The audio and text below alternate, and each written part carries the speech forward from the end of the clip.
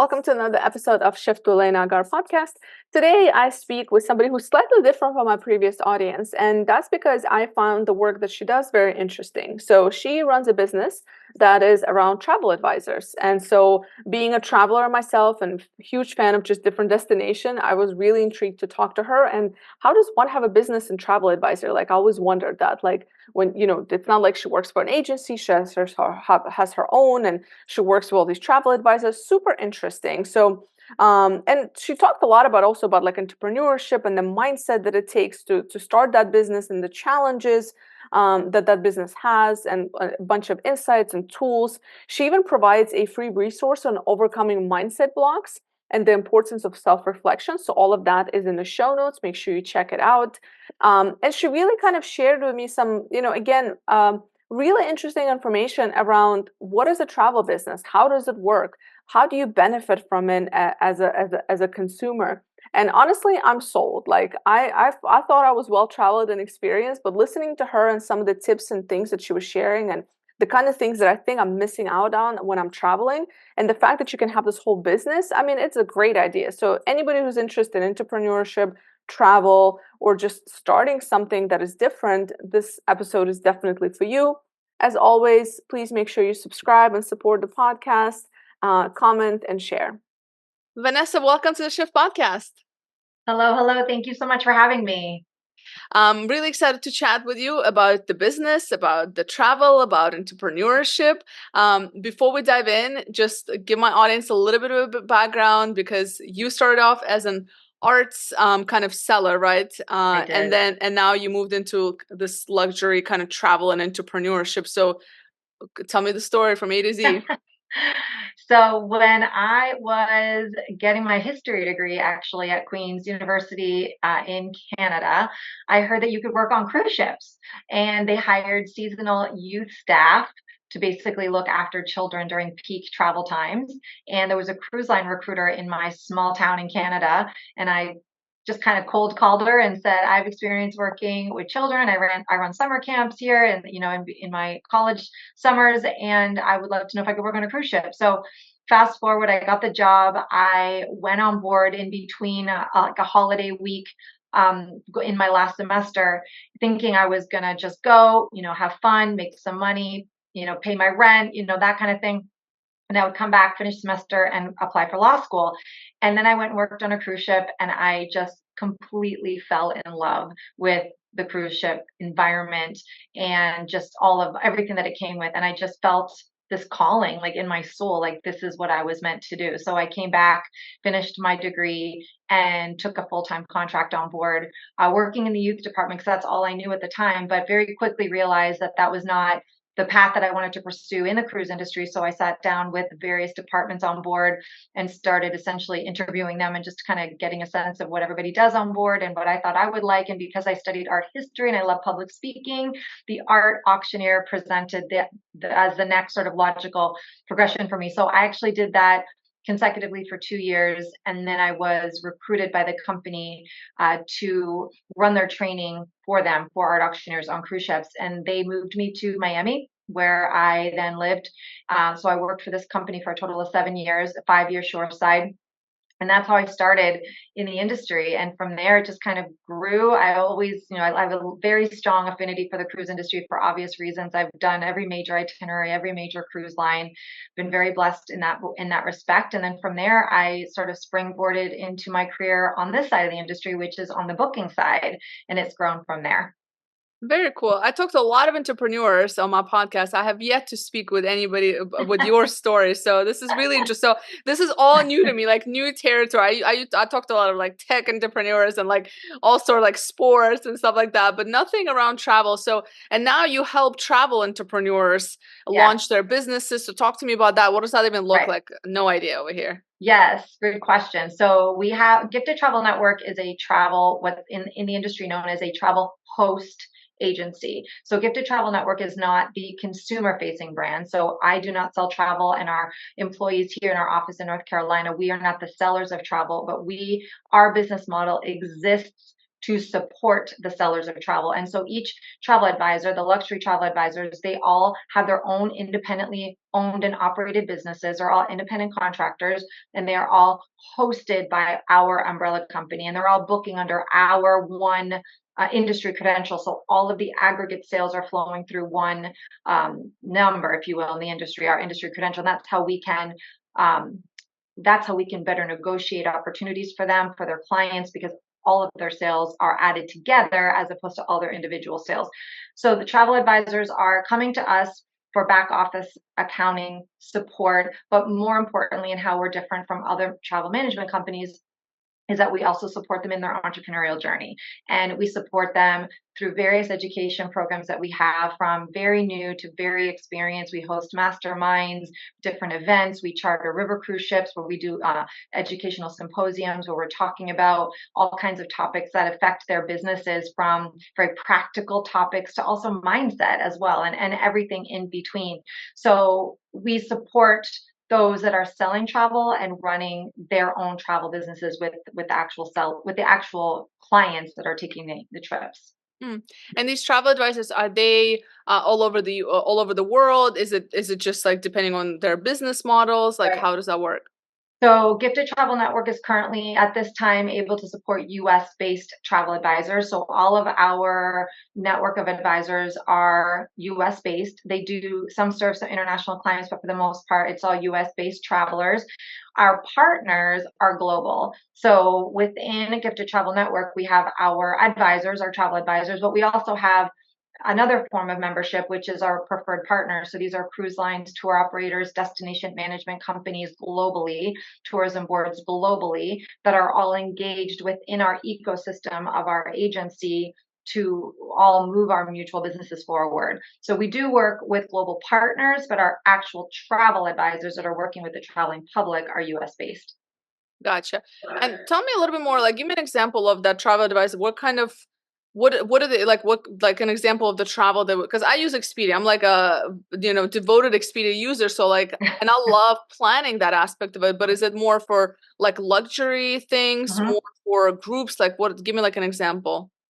It really, there's a huge spectrum. There are people who don't are not like you and do not have a passion for travel planning, and then a travel advisor will help them on a various scale of budget. Most of our travel advisors at Gifted Travel Network do work in premium to luxe to ultra luxe experiences.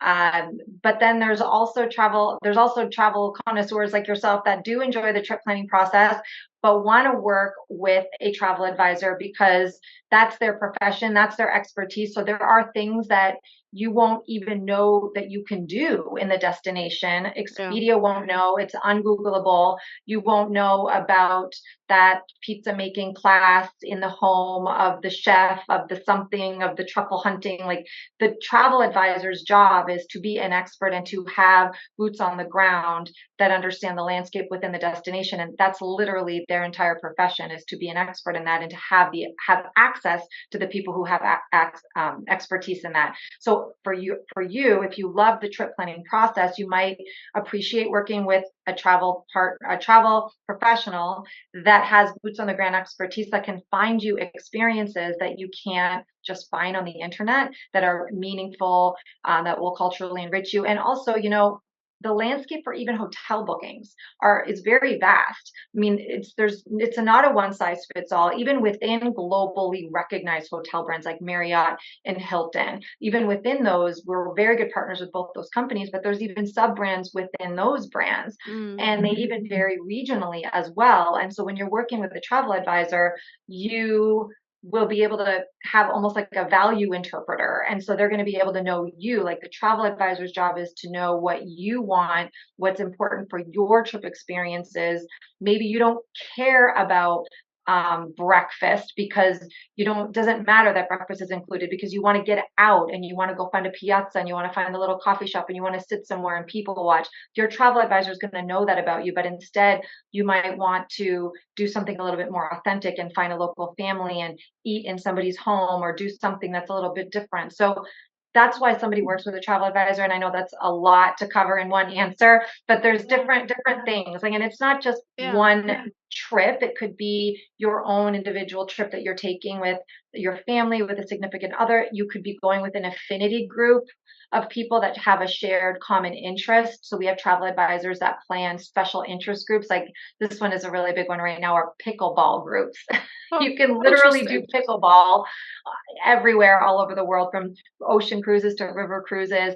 There's ski clubs that love to travel together to ski resorts during the all over the world. There's homeschooling groups that like to travel off season and go into the destination with the family. So travel advisors, run the gamut of special Mm. interests, from individual trips to groups as well. That's actually really interesting, and I never thought about it from that perspective. But I travel quite frequently myself, and I'm now looking at a trip like Peru, but the Amazon. And this is Uh, where I'm like, you know what? I should probably like contact. I should probably go with somebody who knows some, because it's not, you want to make sure you're safe, and so like And that's you where I want to would make sure use you're working with an operator that's been vetted, that exactly. didn't just start their business 2 months ago, that they're licensed, they're insured, they're bonded. You know who they are, or they're part of a larger organization. Because especially when you're dealing with um, there's some countries in the world where you have destination management companies that pop up every 5 minutes. So you're going to want to make sure you're working with strong, reputable Hmm. companies. Yeah, that And makes sense. Peru, Yeah. it's funny that you bring that up. My family is originally from Peru. I have a very Huh? strong affinity for Peru. Going to the Amazon is definitely not something you want to navigate on your own. And there's also entry requirements, vaccine requirements that are changing all the time. And you want to be working with somebody that knows the boots on the ground.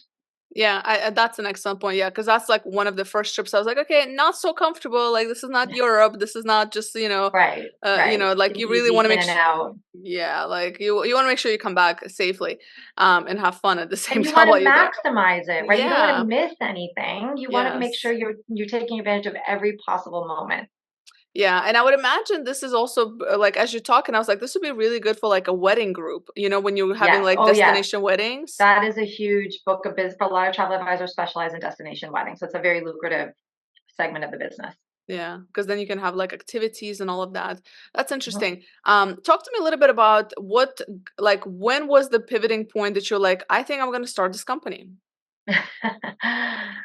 So I was working for a similar company, but it was a franchise model. So entrepreneurial spirited people with a passion for travel could purchase a franchise model of a travel business. And so I was working for that company. It was a very successful company. I was running their training and business development.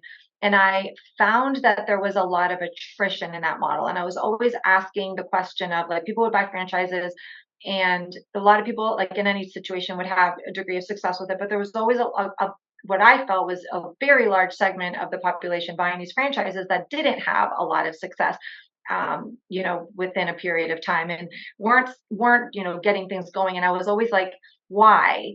And then I met Meredith Calloway, who's one of the co-founders of Gifted Travel Network with myself, and she was running a travel business coaching and education company at the time, and she was teaching advisors how to brand themselves and how to build their own brand versus the franchise model. And when I heard her speak, I was like, what you're saying is very different to what I'm saying. And I had a resonance with what she was saying. And so fast forward some time after that, I ended up working with her. And then we ended up working with Jennifer Cochran, who was the third person. And that the three of us were basically working in Meredith's original company, which was travel business coaching and education. And we decided if we were really going to make an impact in the industry, we needed to add the hosting element to it, so that the advisors that we were actually coaching were booking their business through the industry connect credential that we held, so that our partners could actually see the impact that we were making on their businesses. And then we could better influence and better, prepare advisors, and just get better access for our advisors if we could influence everybody's sales. So there was there was that point in the journey where I was like, I think it's time to start a host agency, because we're already coaching travel advisors. It just makes sense for us to do this model as well. What has been the biggest challenge of you launching the business? Well, we launched now 11 years ago. I think it's safe to say that the biggest challenge was COVID. No one could have predicted that when travel, arguably the hardest hit industry in the world.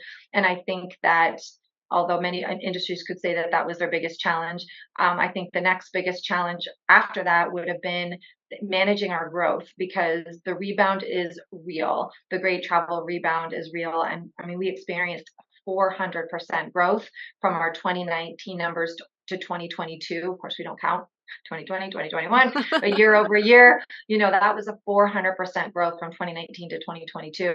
And so managing that growth and scaling and building out the right processes and implementing technology to be able to support the growth and hiring ahead of growth, hiring fast enough to support the growth, like that has definitely been a big Mm. challenge. How do you manage your well-being through this? Very good question. I saw that question posed to me and I was like, it's not linear. And I think my answer depends on the day, the month, the week, sometimes even the time of the day. And so I think how I manage, I think the bigger answer to how do I manage my well-being is to surround myself with people who support me as authentically me, who can you know be okay with me and all the different versions that which I show up sometimes because I'm human, right? And I have a wonderful support system, both personally and professionally. So I have to attribute a lot of my well-being to my incredible support system, both personally and professionally. And from a micro level, how I manage my well-being are I'm very intentional in the energy in which I bring to various situations. I'm intentional when I wake up. I'm intentional about how I want to feel. I try to instill that in my children. I certainly slip throughout the day, but I feel like I have a very strong sense of self awareness where I can snap myself back into it if I see myself going down a bad path.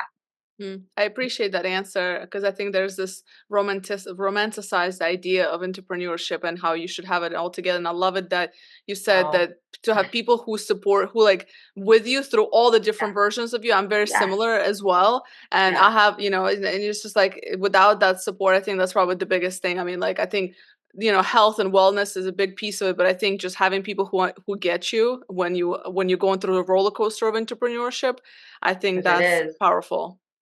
It is a roller coaster. It's not linear, right? And anybody that thinks that it is not being truthful. And there are some very highs, the big highs and low lows, and just knowing how to navigate it and navigating it with the right support system is everything. Yeah. What makes a successful travel agent advisor? Mindset. It really, when I saw that question earlier, I was like, man, it really just comes down to mindset. You could have two entrepreneurs on paper have the exact same sort of things, right? They have the same beautiful website. They have the best copy, magnetic copy on their website. They've got the best sales funnel. They go to the same conferences.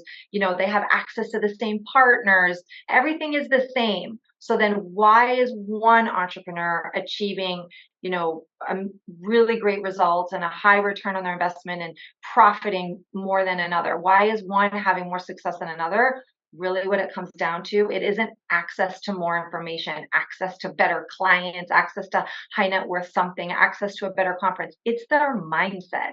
It's how they think about their travel business, how they think about themselves, their self-worth, how they talk to themselves. Are they constantly negative self-talking, or are they just thinking in abundance and always thinking about more and who they can be of service to? Successful entrepreneurs they're able to navigate the hiccups and the bumps of entrepreneurships. They're not trying to avoid them. They're not trying to think they don't exist, because they Mm, do. They just maneuver through them easier, and then they focus on forward, and they are positive always about the outcome. It's just it really comes down to mindset. And I've literally seen travel advisors side by side with exactly the same access to everything, and one more successful than the other. It's mindset. that's a big one. That's a big one, and it's there's a lot of recently I was talking to somebody. around mindset, even about money, about making money, and just the fun, like being worthy of a business that Yes. makes this much, this much revenue every year and so on. Do you run into Mhm. that? Is there a lot of like money mindset challenges? Money mindset is huge. Money Mm. mindset is huge. And it's a lot of our financial blueprint that we brought with us from a young age, or maybe just what was modeled to us.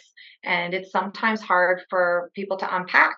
And I like to say that, a lot of times people don't realize that entrepreneurship is actually one big personal development boot camp journey. Because you're just sort of uncovering all these mindset weeds, as we like to say, that you then have to pluck to just kind of keep going and moving forward. So it's money mindset shows up in a variety of ways too, because money mindset could also be really sneaky. You don't think that it's really a money mindset issue, but when you Mm. start really digging into it, it really, and it can present in a variety of ways. I think the most obvious way for a travel advisor is when they start selling out of their own pocket, because they can't afford a round the world jet trip with Four Seasons for $120,000.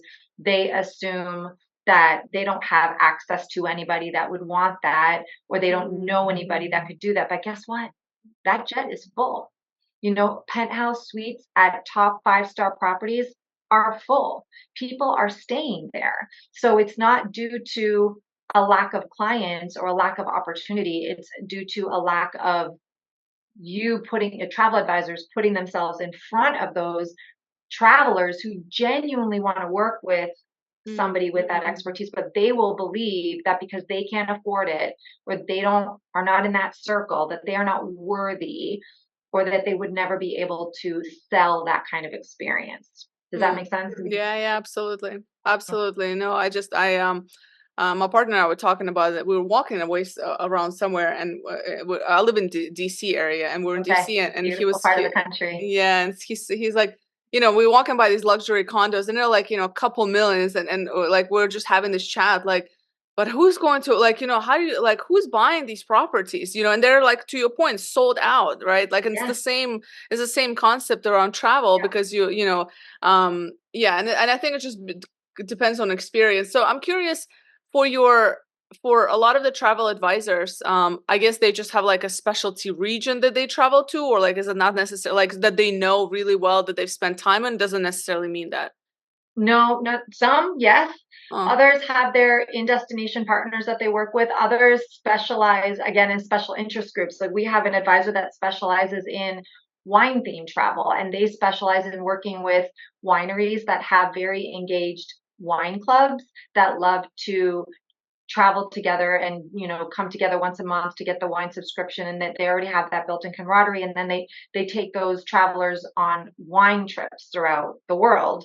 And that is not like a six-figure Four Seasons price point, but that is a trip transaction price that most people can afford. That's a premium level experience, not luxury or ultra lux, and these travel advisors can yield a nice profit from that. Now, does that mean that they're an expert in South Africa because that's where wine is? No. Do they know Napa? No. Do they know Australia? No. Do they know, the wine region of France? No. But they have partners, in destination partners, Mm. that are experts in that do not work with the traveling public. They only work with travel advisors to help them curate these experiences for their clients. So I say to travel advisors all the time, that's actually a misconception for travel advisors as they're building the business. They think that if they don't know the region themselves, that they can't sell it.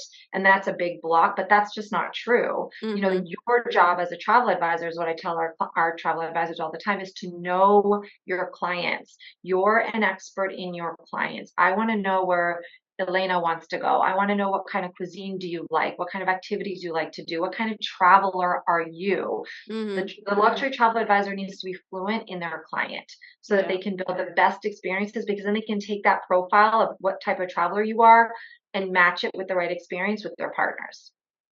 What are some travel themes for the summer or fall or this year in general? Well, Europe is still very hot. I think Italy is not as I mean, Italy is still extremely popular. I think everybody in the United States went to Italy last summer. Yeah, that's how I felt like everybody I knew, not just in from US, but everybody Right? I knew in different parts of the world, everyone's going to Italy. I'm like, what is Italy. happening? Right. So I think it's still continuing to be popular, but where we're seeing a pickup in Europe is in Spain. There's a lot more interest in Spain now. Obviously, Paris is very popular with the Olympics. And you know what's really trending right now is with the Olympics, event travel, but Taylor Swift effect, Oh right? yeah. We have a lot of travel advisors that are working with clients. It's actually a better value to fly to Europe and to stay in a hotel and go and buy a Taylor Swift ticket there than it is to, go to Miami or New Orleans or even Toronto here in North America. So that's an interesting trend. We're seeing a lot more trip requests from our travel advisors for event focused travel, but we also are seeing Asia rebound as well. And I would recommend that if you have Thailand on your bucket list, that you go as soon as possible because spoiler, I'm sure most people know this, that White Lotus is being filmed there, and that will be the next sort of destination. And so, like Tamarino, Italy and Hawaii before with White Lotus, those destinations just saw an explosion, and the room rates just went crazy. And that's probably going to happen again in Thailand. So we're seeing, that's not a pop. I'm just giving you a hot tip. Yeah. If you want to go to Thailand, maybe go now because White Lotus is about to feature it. We are seeing a big trend in Japan. In fact, many of our partners in Japan have a stop sell. So like if you come to our travel advisor right now and say, I really want to go to Japan next month, they can't help you. Like it's sold out. Not only are hotels sold out, but even if you did find a hotel, there's no guides, there's no drivers, there's no entrance fees to anything. Wow. So it's best to wait until next season or maybe go to South Korea and go to the cherry blossoms there. So we're seeing those are just some of the trends. Yeah, no, I want people to stay away from Thailand. I love it. It's one of my favorite countries. I've been there 3 times, maybe 4 at this point. I'm going back again in November. I love Thailand. So yeah, when are they filming this? I need to plan my travel. Now I'm gonna have to Google like when is this gonna be, happening so that I can get there before. I think if you go by the end of this year, you should be good. Okay, cool. But maybe check just in case. Yeah, I always try to get like right in the beginning of the season or towards the end. Like I try to go as close to off season as possible while still enjoying certain. That's my thing that I do with travel is like try to go as much off season as possible so I avoid all the crowds. I did Italy in February. And when I tell you that it was the best time to go, it was so beautiful. I did the Vatican with a private guide, and it was like it was so empty. The Vatican, I just moved through the Vatican so easily. If I showed you my pictures right now, you would think I had a private tour afterwards because there was almost nobody there. It was amazing, and it was a gorgeous, beautiful weather in February. I sat outside with the sun. It was warm. It was beautiful. So, I mean, I would go back. I'm going back to Italy again in November, and so I highly recommend off-season travel. Yeah, and any other favorite destinations for you? Oh my gosh, that's hard. For you, Brian? No, I'm sure it is. Give me top 3. So hard. I love London. If you tell me to go to London tomorrow, I will meet you there. I love London so much. And there's just so much about London that fascinates me. I loved exploring Prague last year with my family. I took my father's family is from there. We hired a genealogist and we really explored Prague and the outside of the city as well. So there's some fascinating parts of Czechoslovakia that I think are very undiscovered. So I would recommend that. And I just went to the south of Spain for the first time, and the beauty of Marbella just took my breath away. So I am definitely craving an opportunity to go back to Marbella. I thought it was just such a beautiful destination. It felt like Greece.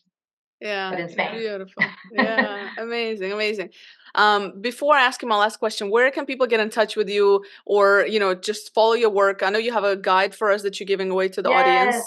I do have a guide for your your listeners, your podcast listeners, and it's the 3 most common mindset blocks for entrepreneurs and how to overcome them. And of course, we were talking about mindset, so we'll drop a link. So take advantage of that free resource. I think the best way to stay in touch with me is through LinkedIn. That is my preferred outlet. I'm very active on there. I do a weekly newsletter called And Speaking Of, and I explore various topics from mindset as well as practical business advice. I also interview great travel leaders in the industry to serve as inspiration and share some takeaways from some great conferences that I would have just attended. So I do a weekly newsletter there that you can subscribe to, and just to follow me and connect with me on LinkedIn. Perfect. And the last question I ask all of my guests, what is one question you wish people would ask themselves more often? What is one question that you wish that people would ask themselves more often?